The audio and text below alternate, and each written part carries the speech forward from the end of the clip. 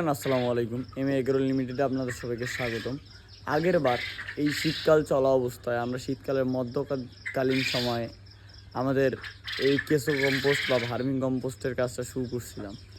তো এখন ওই সময়টা আসে নাই, মানে 1 বছর পূর্ণ এখন আমার প্রতিষ্ঠানে হয় নাই। তার মধ্যে আবার শীতকাল চলে আসছে, এই যে শীতকাল।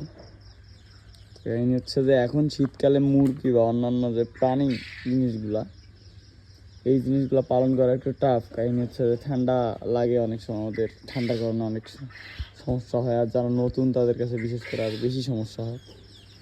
তো এই যে আমাদের ঘর এতটুকু জায়গায় আপাতত কোয়েল পাখি আমাদের ইনকিউবেটর রাখা আছে, এখানে মানে কোয়েল পাখি দেশি মুরগি বাচ্চা আপাতত ফুটানো হচ্ছে। আর এই যে আমাদের র্যাকে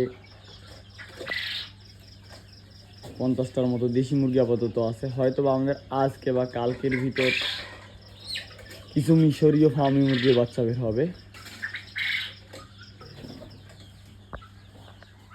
তো আপনাদের সাথে দেখা হবে আবার নতুন কোনো ভিডিওতে, নতুন কোনো একদিন। আর যাদের ভার্মি কম্পোস্ট বা কেঁচো কম্পোস্ট লাগবে তারা আমাদের ইনবক্সে যোগাযোগ করতে পারেন, অথবা আমাদের পেজে শেয়ার করা হোয়াটসঅ্যাপ নাম্বারে যোগাযোগ করতে পারেন। ধন্যবাদ, ভালো থাকবেন, সুস্থ থাকবেন, আল্লাহ হাফিজ।